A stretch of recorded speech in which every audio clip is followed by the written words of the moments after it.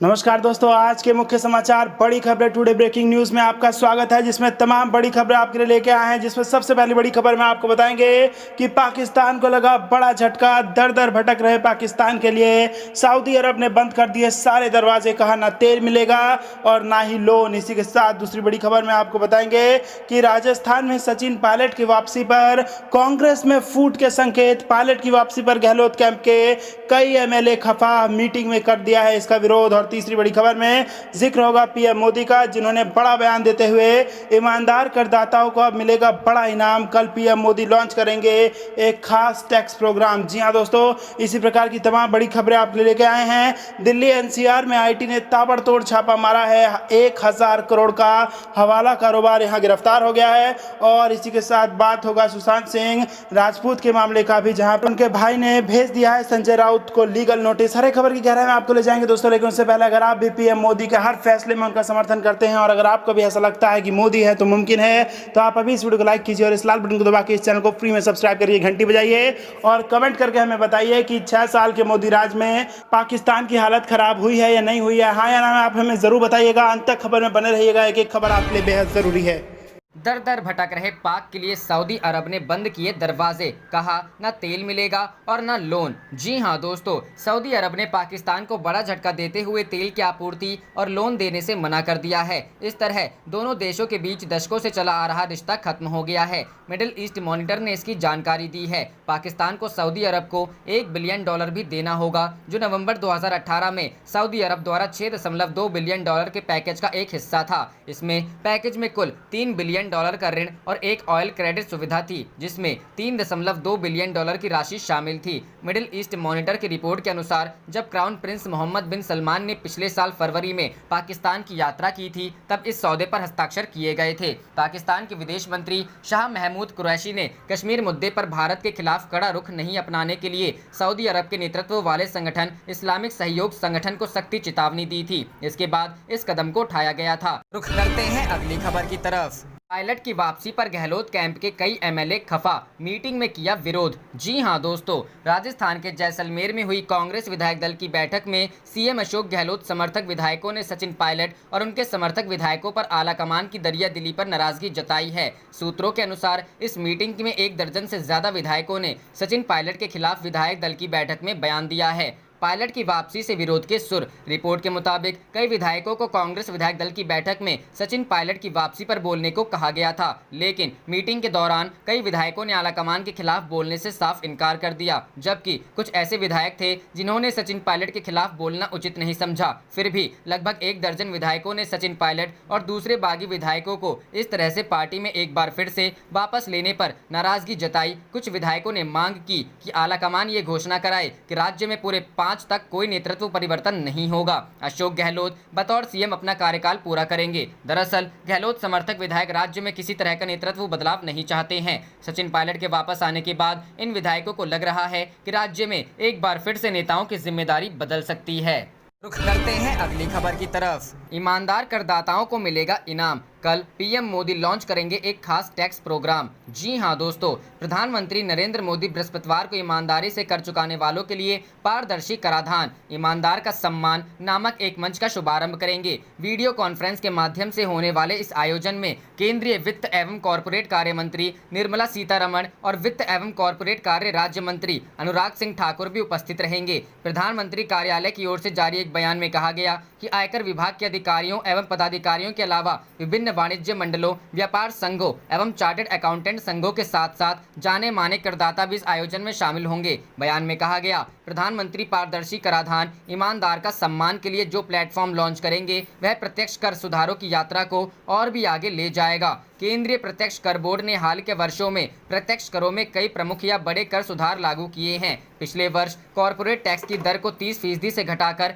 22% कर दिया गया एवं नई विनिर्माण इकाइयों के लिए इस दर को और भी अधिक घटाकर 15% कर दिया गया। लाभांश वितरण कर को भी हटा दिया गया। कानूनों के सरलीकरण पर फोकस। बयान में बताया गया कि कर सुधारों के तहत टैक्स की दरों में कमी करने और प्रत्यक्ष कर कानून के सरलीकरण पर फोकस रहा है। आयकर विभाग के कामकाज में दक्षता और पारदर्शिता लाने के लिए भी सीबीडीटी द्वारा कई पहल की गई है। लंबित कर विवादों का समाधान प्रदान करने के उद्देश्य से आयकर विभाग ने प्रत्यक्ष कर विवाद से विश्वास अधिनियम 2020 भी प्रस्तुत किया है, जिसके तहत वर्तमान में विवादों को निपटाने के लिए घोषणाएं दाखिल की जा रही हैं। करदाताओं की शिकायतों व मुकदमों में प्रभावकारी रूप से कमी सुनिश्चित करने के लिए विभिन्न अपीलीय न्यायालयों में विभागीय अपील दाखिल करने के लिए आरंभिक मौद्रिक सीमाएं बढ़ा दी गई हैं। डिजिटल लेन देन और भुगतान के इलेक्ट्रॉनिक मोड या तरीकों को बढ़ावा देने के लिए भी कई उपाय किए गए हैं और आयकर विभाग इन पहलों को आगे ले जाने के लिए प्रतिबद्ध है। बयान के मुताबिक विभाग ने कोविड काल में करदाताओं के लिए अनुपालन को आसान बनाने के लिए भी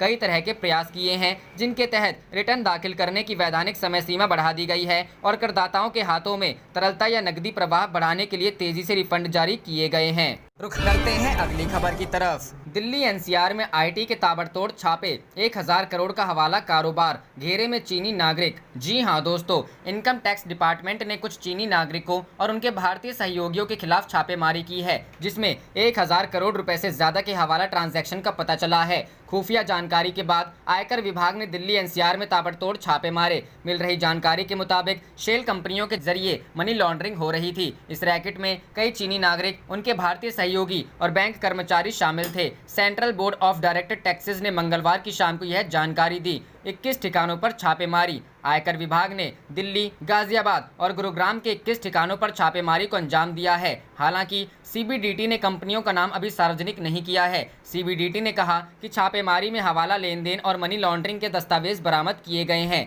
छापेमारी में मिले अहम सबूत। दरअसल शुरुआती जांच में 300 करोड़ रुपए के हवाला कारोबार का पता चला, लेकिन यह आंकड़ा 1000 करोड़ रुपए से ज्यादा का है। यानी इस जांच में आगे कई बड़े खुलासे होने हैं। आयकर विभाग की जांच से पता चला कि चीनी नागरिकों के आदेश पर फर्जी कंपनियों के 40 से अधिक बैंक अकाउंट्स में 1000 करोड़ रुपए से अधिक की राशि जमा कराई गई थी। सीबीडीटी ने कहा है कि चाइनीज कंपनियों की सब्सिडरी कंपनियों और संबंधित लोगों ने सेल कंपनियों से भारत में फर्जी बिजनेस करने के नाम पर करीब 100 करोड़ का एडवांस लिया है। लेन देन में हांगकांग और यूएस डॉलर का इस्तेमाल हुआ था।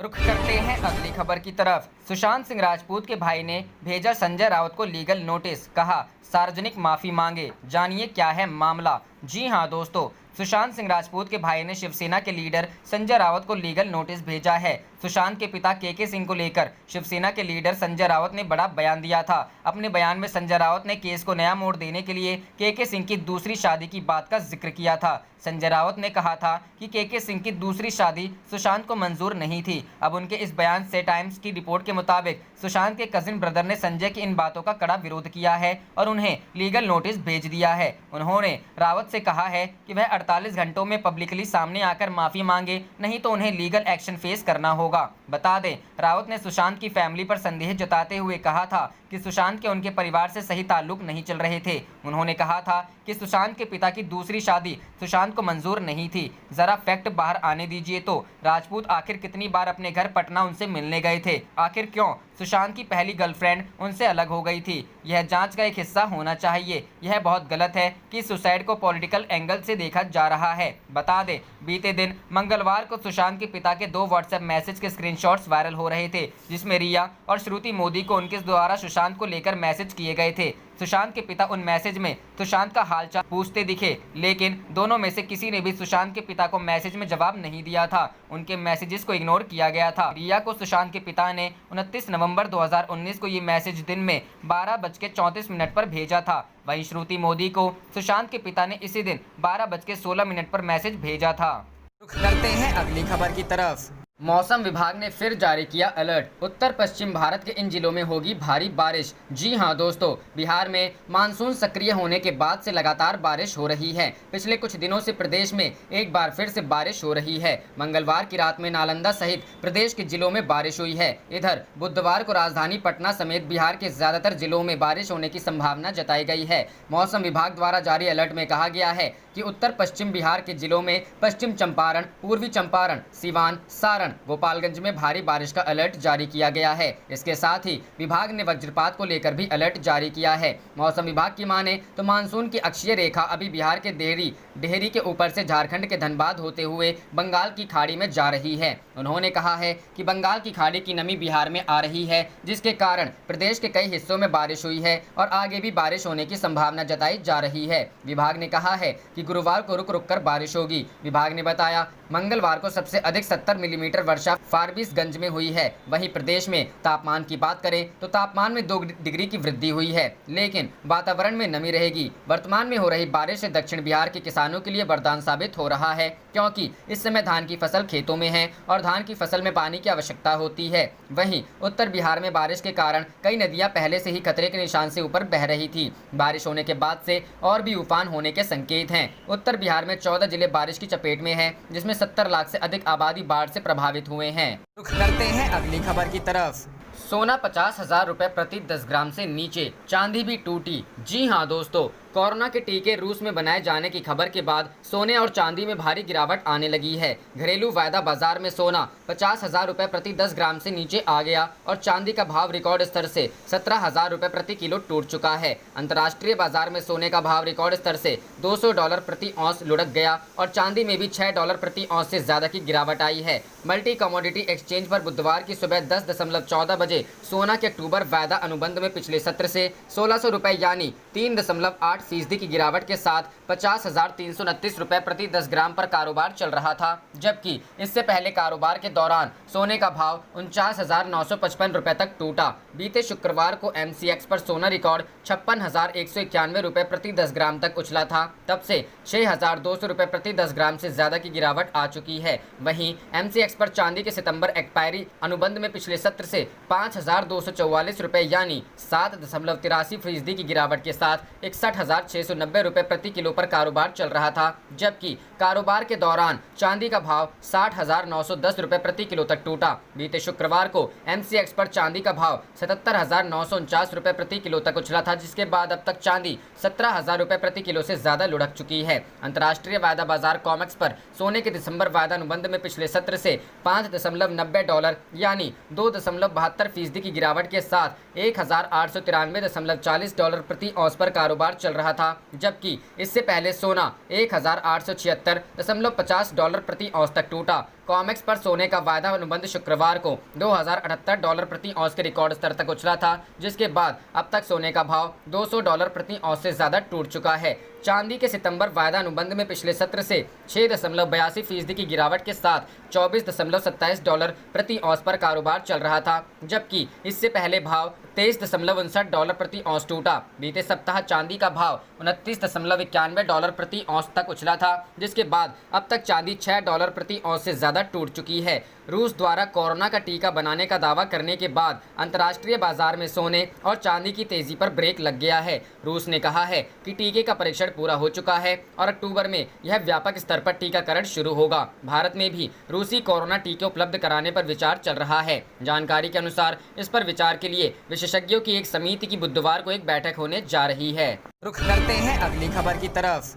क्या है आज आपके शहर में पेट्रोल डीजल की नई कीमत, यहाँ जानिए। जी हां दोस्तों, सरकारी तेल कंपनियों ने बुधवार को पेट्रोल डीजल भरवाने वाले ग्राहकों को बड़ी राहत दी है। सरकारी तेल कंपनियों Indian oil, Bharat petroleum corporation limited और हिंदुस्तान पेट्रोलियम कॉर्पोरेशन ने पिछले 11 दिनों से पेट्रोल और डीजलों की कीमत में किसी भी तरह का बदलाव नहीं किया है। देश की राजधानी समेत सभी महानगरों में भाव स्थिर हैं। बुधवार को राष्ट्रीय राजधानी दिल्ली में 1 लीटर पेट्रोल की कीमत 80.43 रुपए और डीजल का दाम 73.56 रुपए प्रति लीटर पर स्थित है। रोजाना सुबह 6 बजे बदलती है कीमत। बता दें कि रोजाना सुबह 6 बजे पेट्रोल और डीजल की कीमतों में बदलाव होता है। सुबह 6 बजे से ही नई दरें लागू हो जाती हैं। पेट्रोल व डीजल के दाम में एक्साइज ड्यूटी, डीलर कमीशन और अन्य चीजें जोड़ने के बाद इसका दाम लगभग दोगुना हो जाता है। विदेशी मुद्रा दरों के साथ अंतर्राष्ट्रीय बाजार में क्रूड की कीमतें क्या हैं, इस आधार पर रोज पेट्रोल और डीजल की कीमतों में बदलाव होता है। जाने देश के बड़े शहरों में आज के पेट्रोल डीजल के नए दाम।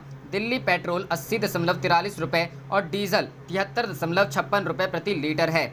मुंबई पेट्रोल के दाम 87.19 रुपए और डीजल 80.11 रुपए प्रति लीटर है। कोलकाता पेट्रोल 80.5 रुपए और डीजल 77.6 रुपए प्रति लीटर है। चेन्नई पेट्रोल 80.63 रुपए और डीजल के दाम 78.86 रुपए प्रति लीटर है। नोएडा पेट्रोल 81.14 रुपए और डीजल 73.87 रुपए प्रति लीटर है। गुरुग्राम पेट्रोल 78.69 रुपए और डीजल 74.3 रुपए प्रति लीटर है। लखनऊ पेट्रोल 81.4 रुपए और डीजल 73.77 रुपए प्रति लीटर है। पटना पेट्रोल 83.31 रुपए और डीजल 78.72 रुपए प्रति लीटर है। जयपुर पेट्रोल 87.60 रुपए और डीजल 82.62 रुपए प्रति लीटर है।